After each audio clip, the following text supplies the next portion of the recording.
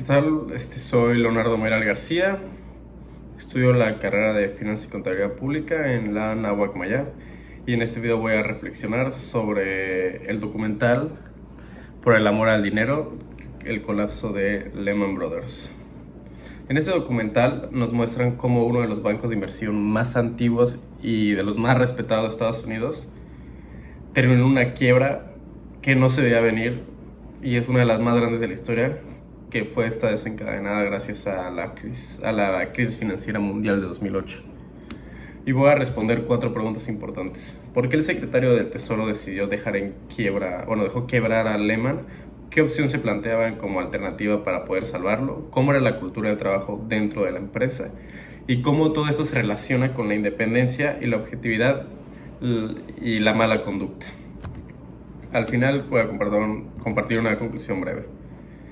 Primero vamos con la primera pregunta. ¿Por qué el secretario del Tesoro de Estados Unidos decidió dejar quebrar a Lehman Brothers? En el documental se muestra muy claramente que Lehman Brothers ya estaba en una situación insostenible.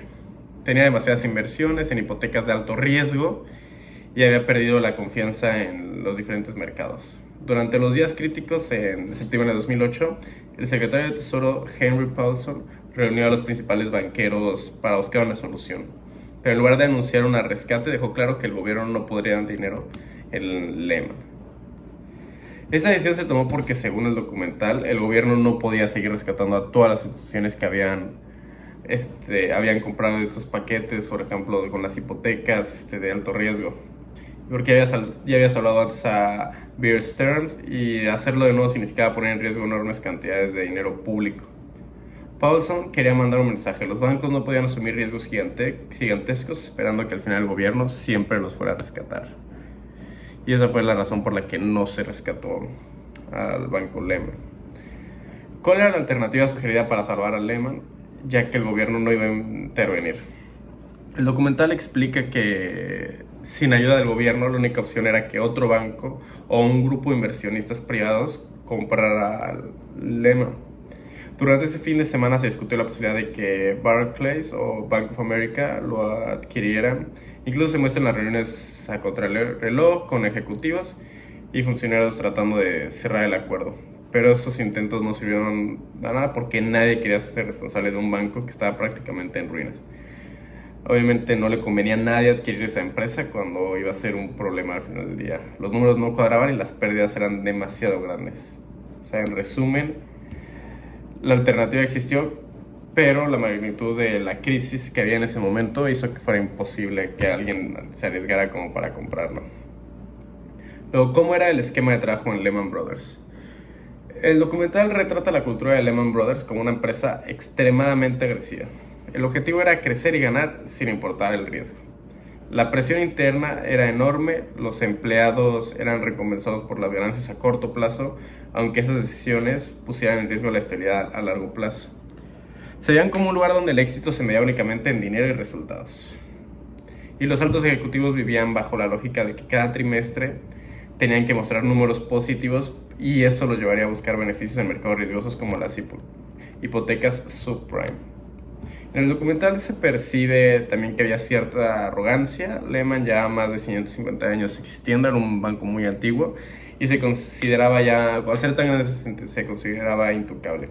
Esa confianza excesiva en que siempre serían grandes hizo que ignoraran las señales de alarma y no escucharan a los que advertían sobre el peligro que podía pasar. Y bueno, ¿qué relación hay con la independencia, el objetivo, la tergiversación y la mala conducta? Y bueno, ahora sí, conectando todo lo que pasó con los temas éticos, que son los importantes en esta materia, hemos visto en clase y el documental lo ilustra muy bien. La independencia y objetividad. Dentro de Lehman no existe independencia ni objetividad. O sea, las decisiones se tomaban más por la ambición de la gente y por la presión de ganar, que por un análisis realista de la situación y una búsqueda como del bien a largo plazo. En la tergiversación, en el documental se ve cómo maquillaban sus cuentas y presentaban resultados que no reflejaban el verdadero estado de la empresa, bueno, del banco Lehman Brothers, y no se mostraba como la dimensión del riesgo. y también de mala conducta, se premiaba a los ejecutivos con bonos millonarios, incluso mientras la institución se hundía y la ética pasó a segundo plano. En general, lo que se muestra es que en la cultura de la empresa estaba basada en la avaricia, y eso terminó por destruirlos completamente y por como el creerse intocables.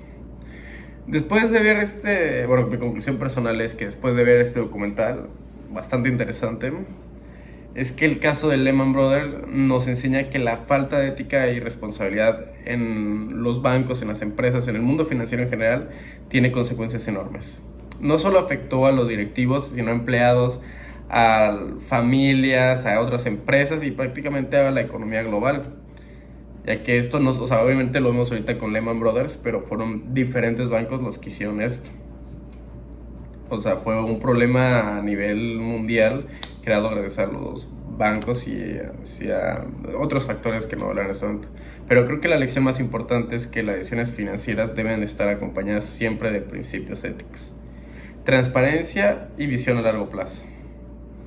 Una empresa puede crecer mucho y muy rápido, pero si lo hacen sin un objetivo en particular, sin una ética, se termina tergiversando toda la información y con una cultura de mala conducta. Tarde o temprano se termina desplomando.